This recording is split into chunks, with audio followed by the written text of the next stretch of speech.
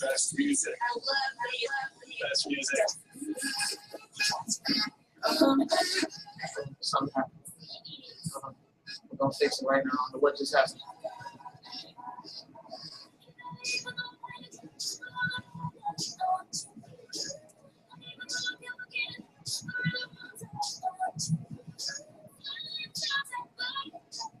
We're gonna attempt that one more time. Ready? The station with the best music.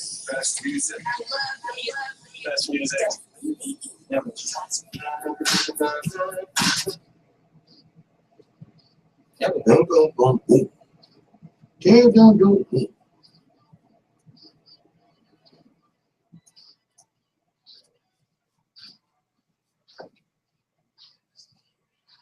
All right.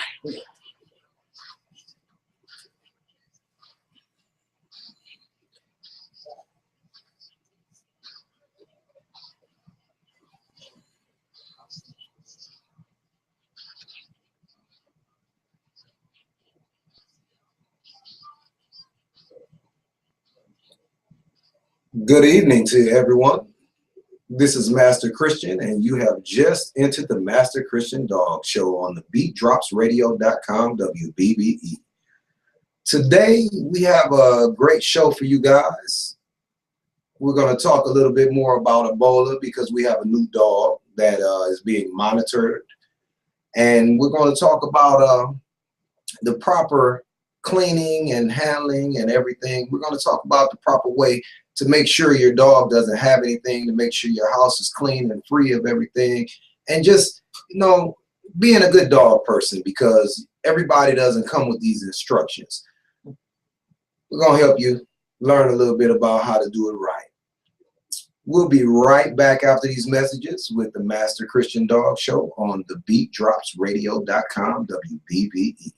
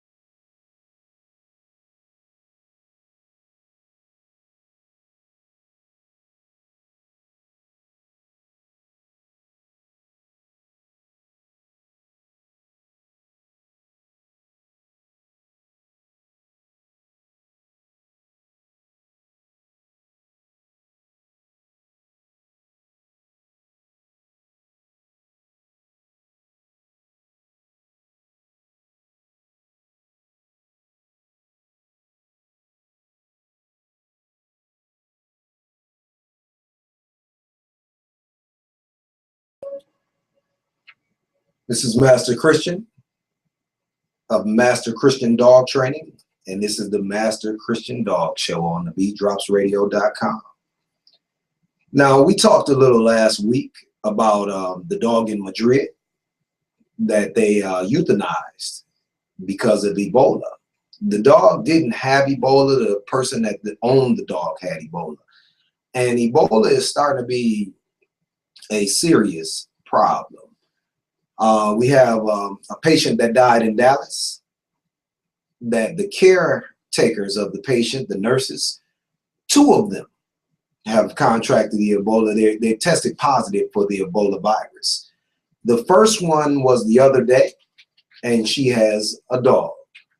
Now, unlike they did in Spain, they have chosen not to euthanize the dog. They removed the dog and they put the dog in a airport hangar, and they have vets watching the dog for the next 21 days.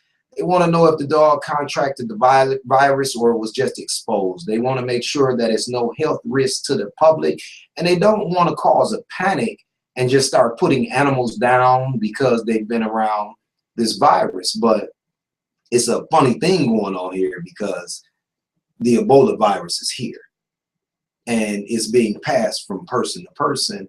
It's slow right now, but that could speed up. What you think about this? Hey, Bianca's here, the super producer.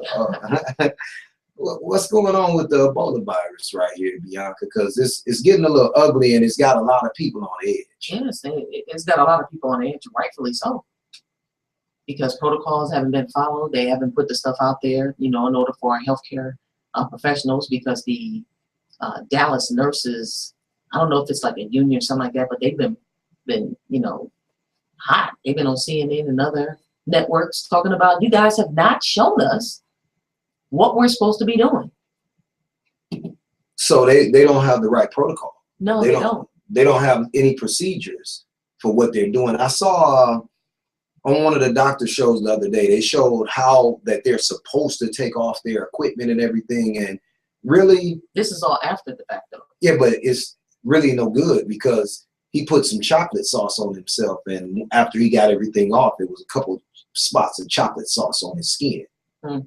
So taking the equipment off is really not the easiest thing to do. Should somebody else be taking the equipment off?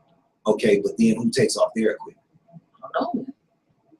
They don't know what to do. And now we have one nurse that took care of, what was his name? Eric Duncan. Thomas Eric Duncan. We're going to remember that name right now because Thomas was the one who came from Africa and he died. Now, 2 of the nurses that took care of Thomas Eric Duncan, they have been contracted with the Ebola virus. The one nurse we're talking about today with the dog, her name, give me 1 second. Her name. Last name Fam, P-H-A? Yes, Fam. And the dog's name is Bentley. He's a Cavalier King Charles Spaniel, 1 year old. Now, they're hopeful for the dog, and they're taking good care of the dog. But if the dog can hold the virus, it may be possible for the dog to have the virus and pass it on and not have the symptoms of it. We have no information on what's going on. And now the second nurse, who I don't have her name. Do you have her name? Let me look it up for you. Okay. Because she was so interesting about this second nurse. The first nurse was an Asian lady, as we talked about, and the second lady is a black lady, and she flew with a low-grade temperature, on Frontier Airlines, and from Cleveland, right? From Cleveland to Dallas. Okay, and then that plane, of course, you know how airlines work. They offload, they make clean around to make sure there's no trash, and then they on it. And that plane also flew to Fort Lauderdale and then right back here to Atlanta. Well, just so you know, because I used to fly all the time, every other week, sometimes every week. And I feel like the public transportation of planes are the nastiest place on earth because you have people sitting in the seats, they're sweating, they're coughing, They lick their fingers, they dig in their nose, they scratch themselves. They do all manner of everything. And for sanitation, I believe they're going through spraying Lysol. They're not wiping the armrest down. They're not cleaning the trays. It's quick. It's in a flash. Right. And that's so they can keep the plane going. Go ahead. Her name is Amber Vincent, 29 years old. And yeah, she flew on a commercial flight from Ohio to Texas. And she's on her way to Atlanta right now. Yeah, she's on her or way here. Already in Atlanta. Yeah, she's either on her way or she's here already. Okay. And so the CDC right now is asking all of the more than 130 passengers who were also on the Frontier flight to call a CDC hotline. Now, I don't know how they're going to contact all of the people to let them know. And then you got that 130 people multiplied by how many people they came in contact with, and especially the individual that sat in the same seat that Amber sat in. After she left. Yeah, after she got off the plane. Let me ask you a question, Bianca. Let me ask you a question. I want you to be totally honest with me. Yeah. You were on the plane. Yeah. Do you call the number? If I was on the plane? Do you call the number? I'm calling. Do you call the number? Yeah. Because, or do you panic at home and go hide in the closet, or do you call the number immediately? I think some people have different reactions initially. Like, nah. That's terrorizing. That's a terrorist attack on everything you got going on. That's really.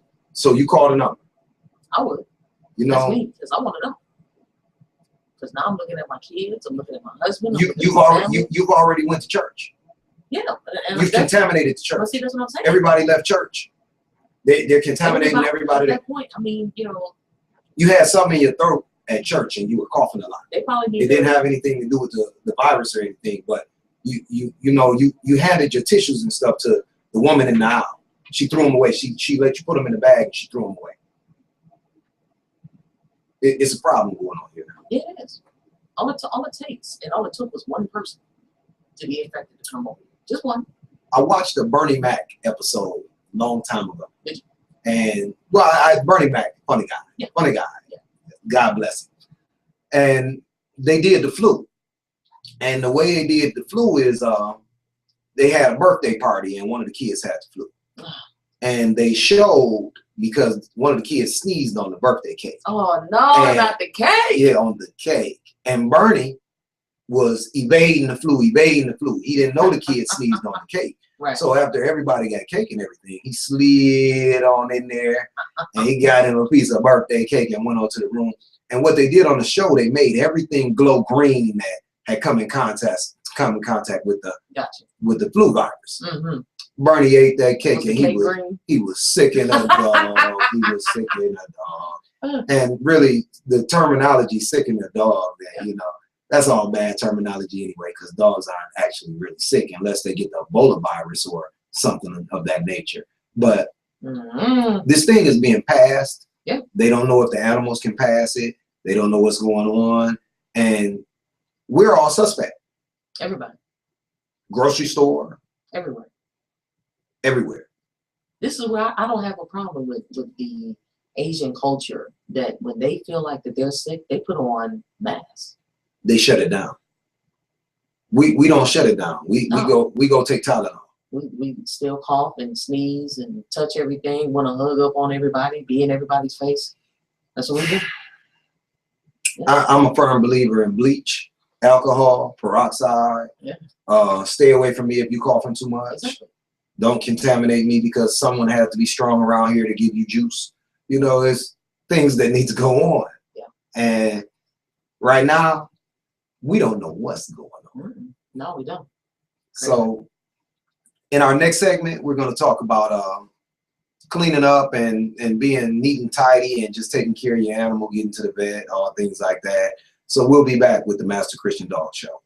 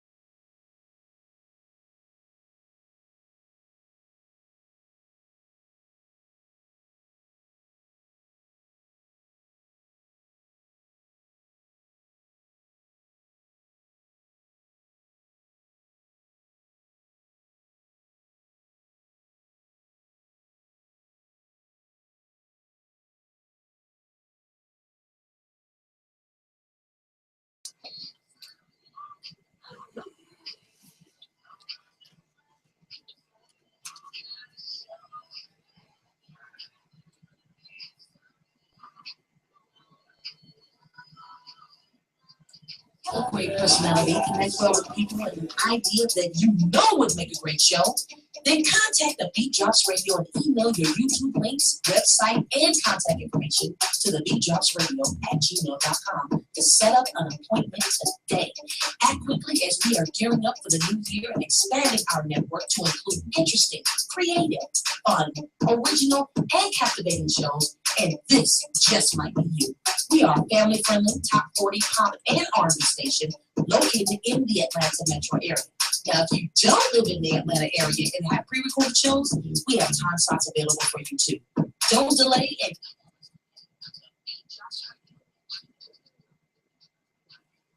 and we're back with the Master Christian Dog Show. This is Master Christian. I'm sitting here with Bianca. We've been talking about Ebola and everything. But let me give you a little insight about what's going on here, because we created this dog show to help people understand their animals and understand how to handle their animals on a daily basis. This is, you know, when I first got a dog, I didn't have anybody to help me. I didn't have a source to find out. So it was a lot of trial and error.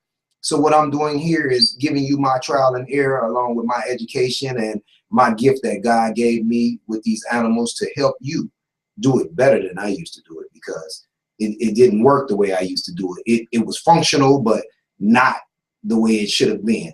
So let's start off with talking about the proper caring and cleaning for your dog. And these are a couple quick tips that can help you have a better life when you're riding around in your car and on your daily, when you're taking your dog to different places, dog park, or if you're just walking your dog and you get some drool or some dirt on you and everything. It's always good to have baby wipes around. Baby wipes, baby wipes, baby wipes. Baby wipes are going to disinfect, but if the drool is still wet, you can wipe it up and then it doesn't leave a stain. That's on your clothes, on your seat. It's all over the place. Then a big problem that I was having, because I have a shepherd. I have a Belgian shepherd. And for long hair shedding dogs that are going to shed a lot in the spring and the summertime, they're going to shed year round. All dogs shed year round. Picking up the hair in the car, picking up the hair off your furniture. It's a couple ways to do it. You can put duct tape around your hand backwards with the sticky side up, and you can work it like that. You can get one of those furniture things or clothing brushes where you roll it up and down you, or you can wet it a little bit and then try to vacuum it up. Dog hair is hard to get up, believe me. Don't think that you're going to get 100% of it. If you're getting 95% of it, you're good. Go for that other 5% later. But it's something that you're going to have to deal with when having a long-haired dog. They're going to shed, unless they're the kind of dog that you have to take to the groomer, such as a poodle and a couple of the other dogs that you're going to go get groomed, and they're not going to lose a lot of hair. They're more hypoallergenic, so their hair isn't floating around. It's not a lot of dander. It's not a lot of things going on. It's going to make you sneeze. But dog hair is a definite problem, because when you get dressed and you want to look nice and you have this large breed dog that sheds, you go out and you got dog hair in places that you didn't even know it was. But the people that are looking at you, they can see it. So you always want to have an extra pair of eyes or a big mirror if possible, so you can make sure that pup didn't leave you with a message that you got a dog. Then the drool's a problem. Me personally, I try to get dogs that don't drool a lot. And when they're drooling a lot, paper towels help. I'll wipe a dog's mouth in a heartbeat, because I don't really want that drool all up on me unless I'm training. And that's when we're working with Master Christian Dog Training. It's the #1 training that you can find. It's the best for your dog, and it teaches you things such as this. It's not just about training the dog. It's about teaching the people how to handle the dog correctly. And handling the dog correctly, that means you're able to clean up after the dog right. You're able to enjoy your dog. And when you walk in a room, you have control. It's been many people to walk in a room with me and I'm sitting down and they know I'm a dog person, and they let this big Saint Bernard come and drool in my lap. Let me tell you, people, I don't like it either. It just is not. How many times you done had dog drool on you, Bianca, from somebody else's dog, and you were just disgusted? I'm not disgusted about it, but not too happy. Well, it's happened in the past. Not thankfully now, you know. Thankfully now. But then I was like, seriously, get your dog. And they think it's cute. They say he's just saying hi. No, it's not cute to someone who, no, it's not cute. Well, you're gonna walk around. You're not gonna go clean it off right now, or if you do, you're gonna use a dry towel, and it's gonna be a stain in your clothes until you wash them or until you dry clean them or however you do it. The dog will stain you because their drool is something special. When you say something special, what you mean? Well, what do you mean? Like if you've been around dogs and you got the dogs that drool a lot and you see it hit the ground with that white foam and everything, come back tomorrow, it'll still be there. What? It stains the concrete. Didn't know that, did you? No, it's something extremely special.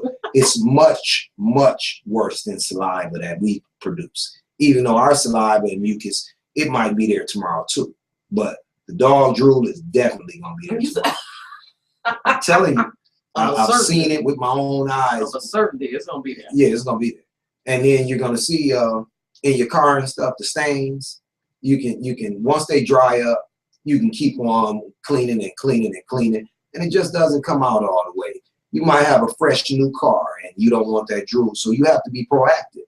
You have to make sure that wipes, towels, and everything you need. It's just like taking a baby with you. If you don't take a baby and have diapers and the baby powder and everything, you're not going to have a happy baby, and then you're not going to be happy. Of course. You need to be happy.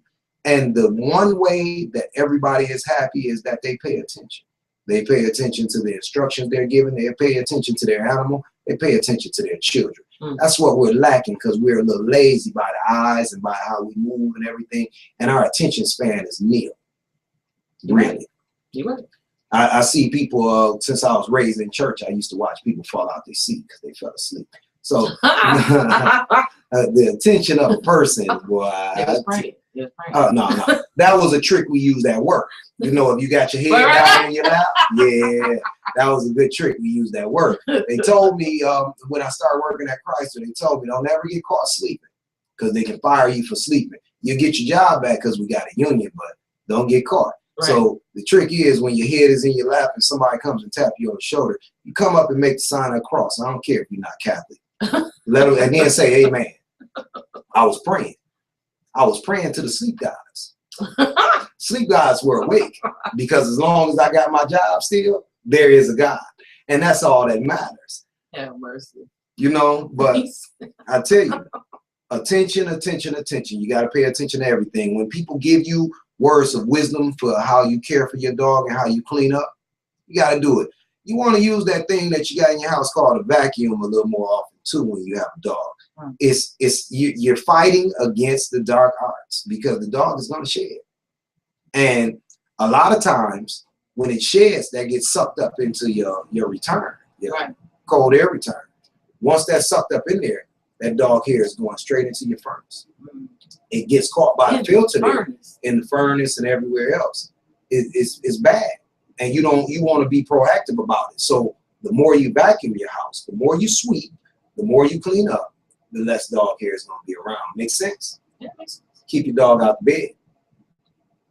You know, even when I was younger, we did own a dog. I didn't have dogs sleeping in the bed.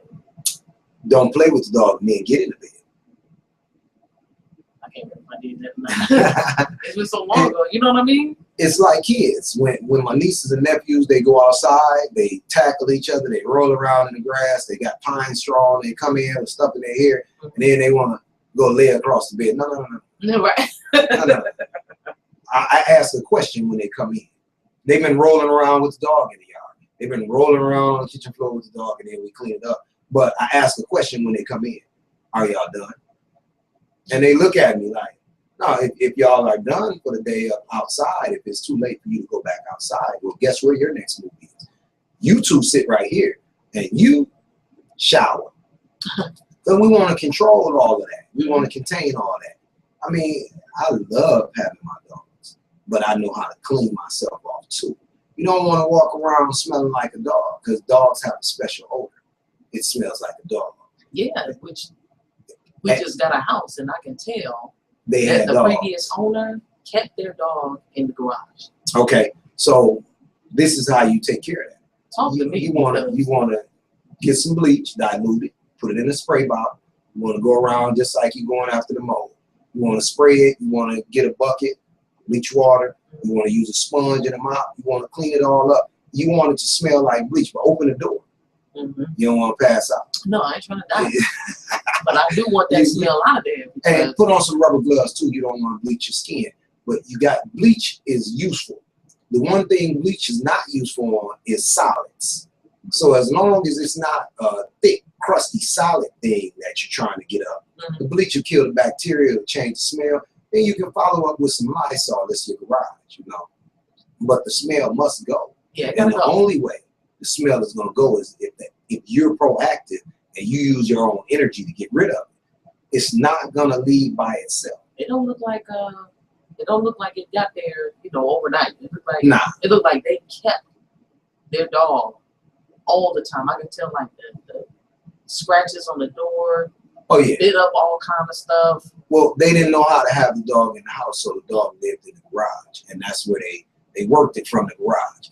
That brings me to another thing: you're having the proper kennel and crate training your dog correctly, because a lot of people want to use the crate as a punishment, and they don't even know they're doing it. They make it go to your house or go to your room or go, you know, they make it a place where they're sending the dog to, and that's not proper because the dog feels a certain kind of way too. And if you keep sending it to that place and locking it down, then the dog starts to feel like this is a place it doesn't want to go. You want to have fun and be happy and then tell the dog load up. You want the dog to go in there even when it hasn't done anything bad, because that's where it goes. You want to put the toys inside of there so the dog is comfortable in being in there. It's a mind trick. This is psychology. So along with us using psychology, we win. We'll be right back with the Master Christian Dog Show on TheBeatDropsRadio.com.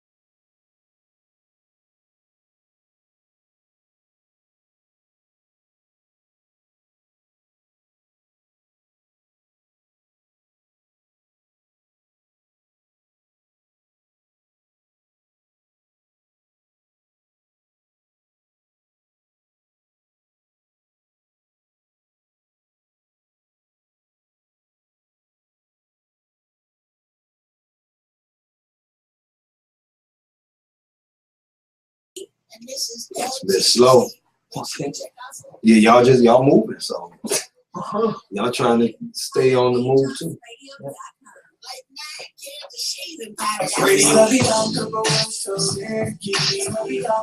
You need me to move it upstream? Tune in every day, Monday through Friday, Eastern Standard Time, to the Bianca Romo Show right here on TheBeatDropsRadio.com. We guarantee to keep you updated and entertained every day on the Bianca Romo Show. Don't miss it, 3 to 5 p.m. Eastern Standard Time. Tell a friend and follow us on Instagram, Bianca_Romo. See you later. Tune in now. Tune in.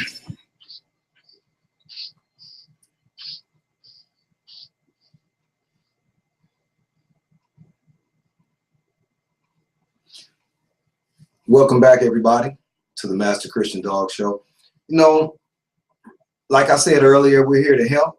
And let me give you some things so you can find me. It's Master Christian on Facebook. It's Master Christian 404 on Instagram.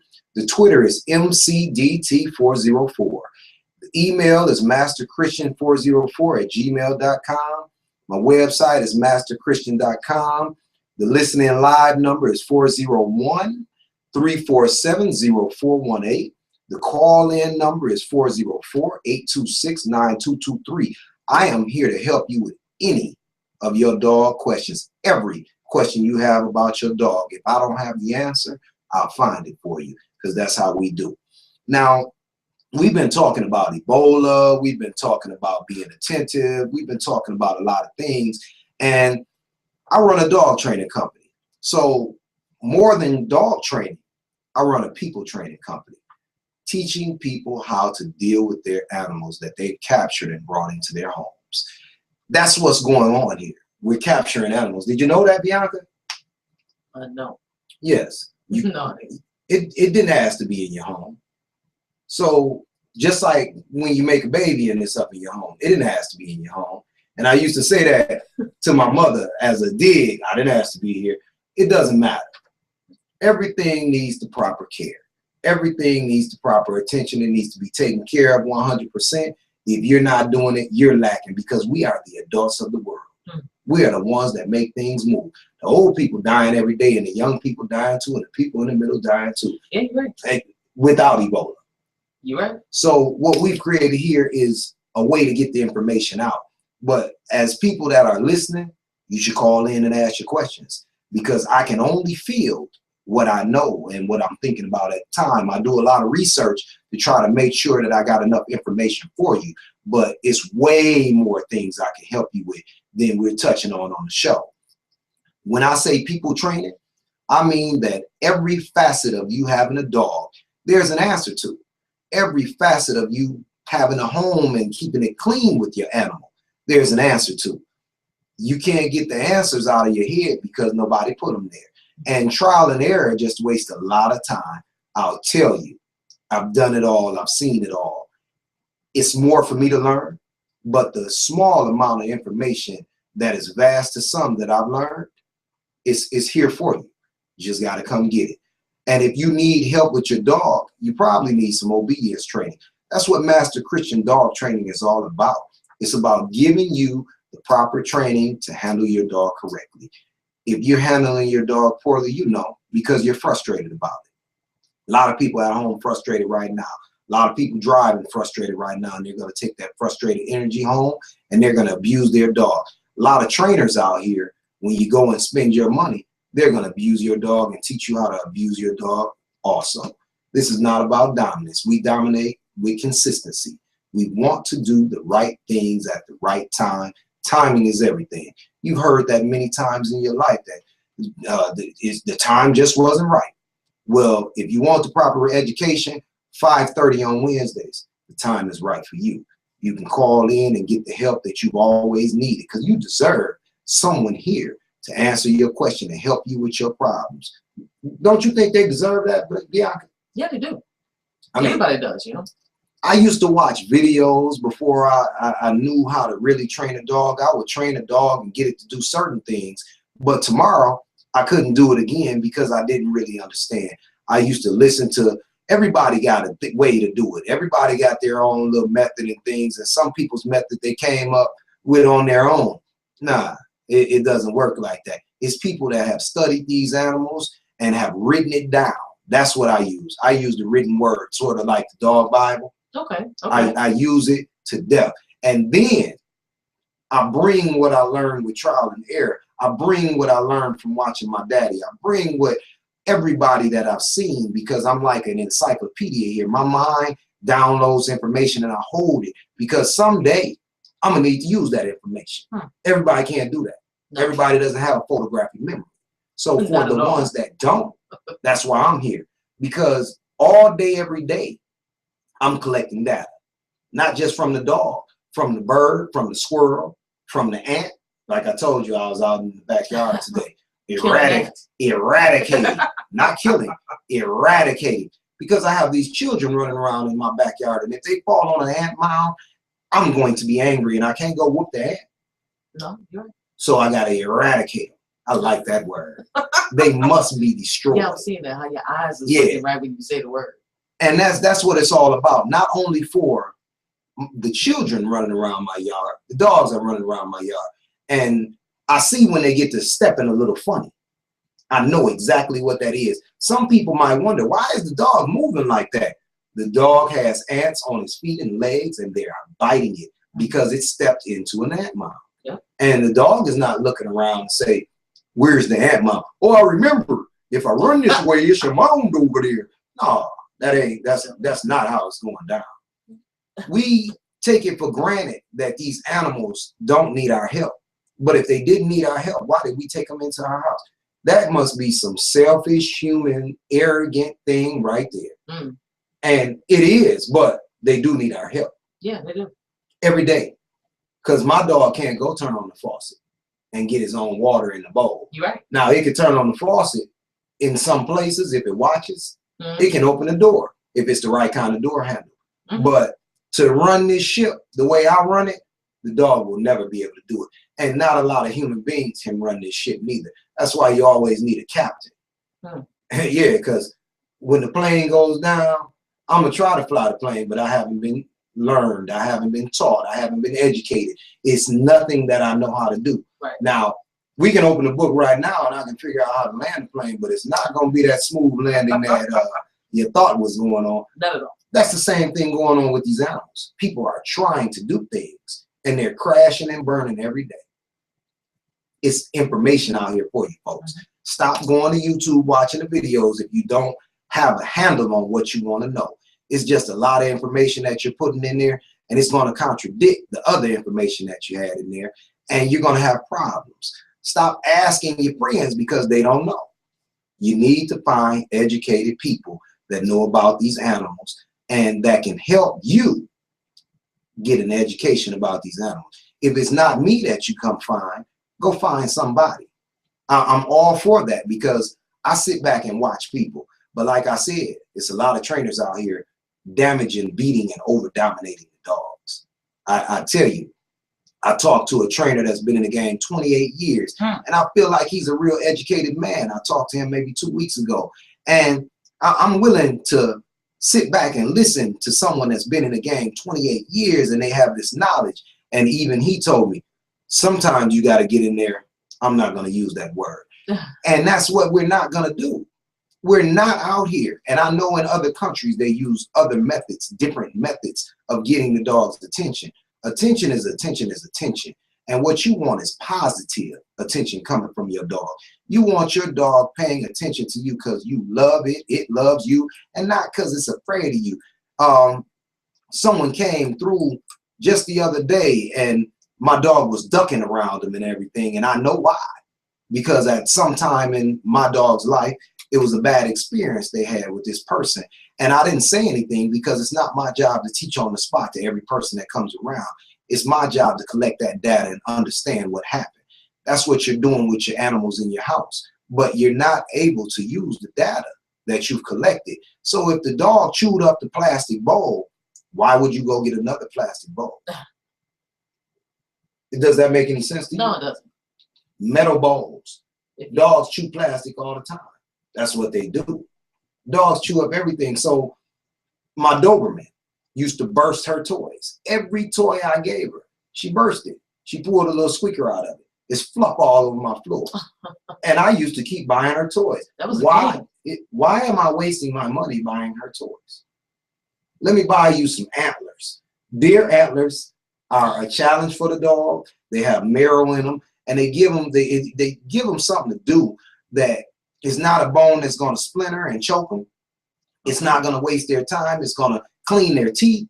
But continuously giving a dog a toy, and you know they're going to tear it up, or you want to line the cage with something. You want to put something comfortable in there. But everything you put in there, your dog chews up. Guess where that's chewing going? Your dog is chewing these things up and is swallowing them. So you may be creating a new problem because you want your dog to be comfortable. You have to find the right things that fit you and your dog and your lifestyle. When you go to purchase a dog, you want to find the right dog for your lifestyle. You don't want to just go get this big old mean dog if you got babies and a family here. You don't want to go get a pit bull if you're scared of them. No, that doesn't make sense. Hey, I've had customers. I had one customer come in with his pants torn up. He went to he went to the pound and he said, I want that one. I like it. And got this pit bull that the women in his house, the pit bull was happy with. But he went to walk by and the dog hit his leg, and that's when they brought it to training.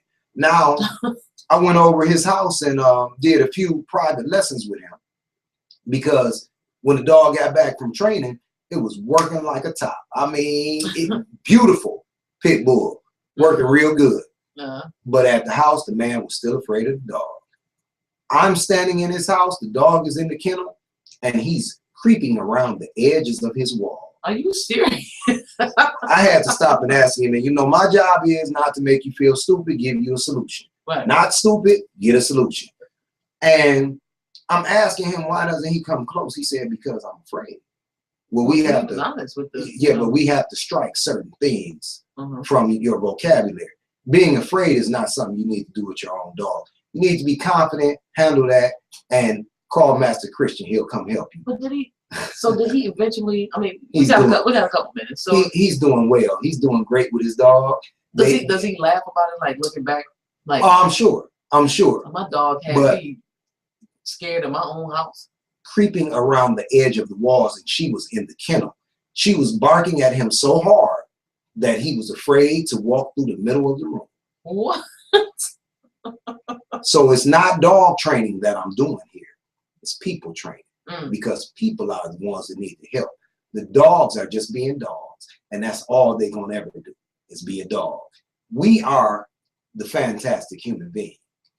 And on that note, I'm going to sign off. Y'all get in touch with me if y'all need some help, because I know you do, because I did, and I do every day. This is Master Christian with Bianca Burwell. This has been the Master Christian Dog Show, and you have a wonderful evening.